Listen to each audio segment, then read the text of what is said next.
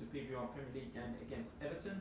We'll operate in the usual fashion of the first section being the broadcast section, and then in the second section we'll do a daily newspaper section.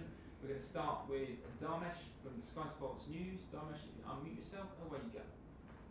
Good afternoon, Thomas. Good to see you. Can we start off with team news for Everton first of all? Yeah, sure. NG N'Golo will be back on the bench tomorrow. He did the last 2 training sessions. Trevor Chalobah did the last 2 training sessions, will also be back in the squad. So it's Mateo Kovacic and Ben Chilwell out for the moment. You've had injury issues all season. They seem to be easing just a bit there, but especially in the midfield area. I know hindsight's a wonderful thing, but any part of you regretting allowing Conor Gallagher to go on loan over the summer? And can you clarify whether there is a recall option with him? No, I will not clarify because it's Detail's contract, and Detail's contract will not be discussed in press conferences. I said many times how much we like Conor and how well he's doing. Nothing has changed. We saw his goals, we see his performances all the time. There's absolutely no regret because maybe it seems like it was the perfect decision for him, and we discussed mainly for him what the best option was in summer. You cannot take the circumstances from now and doubt the decision from July. It simply is not possible. And we did what we did, and we are very happy with it because obviously it works out for Conor, and we need to work our issues out, which is that we are like a bit unlucky in having injuries in the center of our game, and we're suffering from it. But this has nothing to do with Conor. I know you've been asked this a lot, but it's now 17 days until the transfer window opens. That means 17 days when Antonio Rudiger, Cesar Azpilicueta, Andreas Christensen, Thiago Silva can sign a pre-contract agreement with a foreign club. Do you have any developments on their situations, and is it becoming a source of worry for you now when you enter such a crucial period? No, not so much. I got scared now when you told me, but this will disappear again, this feeling. I think that all of these players know very well how much we appreciate them, which big role they play in our plans and in the presence of this team and of this club.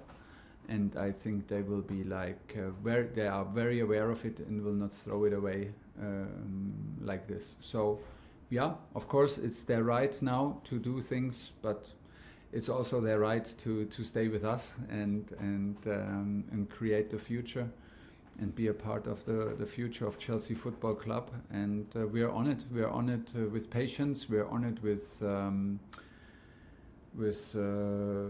also with confidence, and we are on it with a trust in the relationship between the players and staff, of course, but also between the players and the club.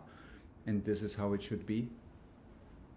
Last couple from me, Thomas. On potential Chelsea signings, when you decide who you want to sign, does a player's vaccination status become a factor now? Wow. I don't think so, because where would this end? Vaccination is still a free choice, and we are still like free people and adult people, and everybody needs to make his choice. And of course, it's strange times and crazy times. We need to be very careful, and but it has not gone so far like here at the moment with us that we discuss the vaccination status. Anyway, we are not in talks right now about that we bring in players, because first of all we trust our squad and hope that we can bring all players back and be in full strength. Then we have a strong squad and a good atmosphere to protect. This is where we are right now. Last one, Dharmesh. Yeah, just finally, Thomas, you've got a good relationship, I know, with Pierre-Emerick Aubameyang. Given how well you know him, are you surprised at the recent turn of events, and will you reach out to him to see if he's okay? I will at some point, but you know, I don't want to also to disturb. I think that he was a very important player for me, and we had a very close relationship until today. Like when we meet, it's still always very, very nice, and I can only say the best thing about Oba as a player and as a person. I feel sorry for him that he's in trouble. This is not where he should be with his kind of quality and the positive character that he has, and I still believe in this, but I'm not involved, and I'm not involved in what's going on at his club now, and for this I want to also show my respect and not be involved and judge what is right and wrong. I just have my picture, my relationship with Oba, and this is not affected by that. Simon Stein, BBC. Hiya, Thomas. Just going back to the COVID situation, do you talk about it with your players? We're obviously being told by the government that we need booster jabs. There's a lot of conversation around whether players have been double vaccinated or not. Is it something that you speak about with the players? Not me in person, but we as a club speak with the players on a regular basis, and of course they are informed. They are we have recommendations, we have informations, and we speak on a very regular basis from club to players and from club to staff. And just on another kind of non-football note, are you across what's happening with the African Cup of Nations at the moment? Because clearly there are a couple of your players who might be going, and there's uncertainty over whether the tournament's going to happen or not. Yeah, it's quite, we live from day to day, not really knowing what's going on. So right now at the moment we think like everything is taking place, and we are aware that everything can be turned upside down in these days, so we need to stay flexible and adapt to whatever's coming. And in terms of your team, obviously you got the win on Saturday, but Manchester City seem to have hit a bit of a run of form. They've got a few points clear now. Is there more pressure on Chelsea to win these games now and maintain pace with them? Always. Like not so long ago, it was the opposite position, and Man City turned things around, and I think that in the moment they have good form, and they show it, and they show the quality. There was never a doubt that they have the quality. They have since years. They show this consistency and know what it takes to be in the title race with Liverpool. Both teams have no injuries issues at the moment, and this helps a lot. But we knew before that if we demand from ourselves to compete with City and Liverpool for the title, that we will face adversity and we will face tough moments. This was clear before, so we cannot surprise now, and we cannot give in and we not give up. This is simply impossible, because we knew before, we committed before, and we enjoy being in the middle of adversity and in the middle of difficult moments, because maybe it's exactly what we need at the moment to overcome it. We were lucky this weekend. We did not feel so lucky, blessed with luck, when we played in West Ham and went out with a defeat.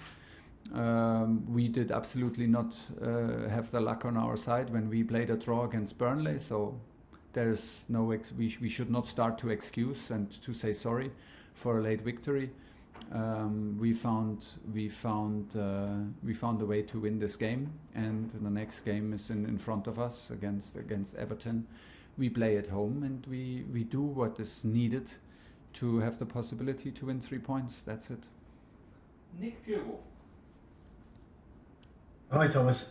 Just on Mateo, when would you expect him back in training? And I'm assuming you don't have no one else has tested positive for COVID. Just checking that. Right now it's Mateo out and Chile for injuries, and Mateo is released. It's a good question. Like the day after tomorrow, maybe, like I think day after tomorrow, and then we need to see. I mean, then he's out for 7-8 weeks in summary, with injury, with COVID. It's then one thing to have NG back now on the bench. It's one thing to get Mateo back at the end of the week. Does this mean that they can? This is really NG? Is this really Mateo? I doubt that, because that would mean that the others who are constantly in training, that it's not necessary to do this. So it will take a while, but it will be a good day if both of them are back. Good day for us. Last question in the broadcast, Jerry Cox. Hi, Thomas. Is Romelu Lukaku anywhere near fit yet? You said for 90 minutes. You said all along he's probably only ready for 45. And just quickly, no clean sheets for 5 games. Is that a concern? Is it something you've worked on? It shows us that we were spoiled. It shows us how hard it is. Teaches us this lesson. Maybe we over-expect clean sheets from us. In the last 3 games we conceded 8 goals. This is more concerning than not having a clean sheet, because for a clean sheet in these kind of competitions where we play, you need also luck, you need an extraordinary goalkeeper, you need a certain momentum, and this is what we had also in the beginning of the season to escape sometimes. So 1 goal is always possible, like even if you do everything right, it's possible. But 3 and 2 is a bit too much, to be honest. And we are on it.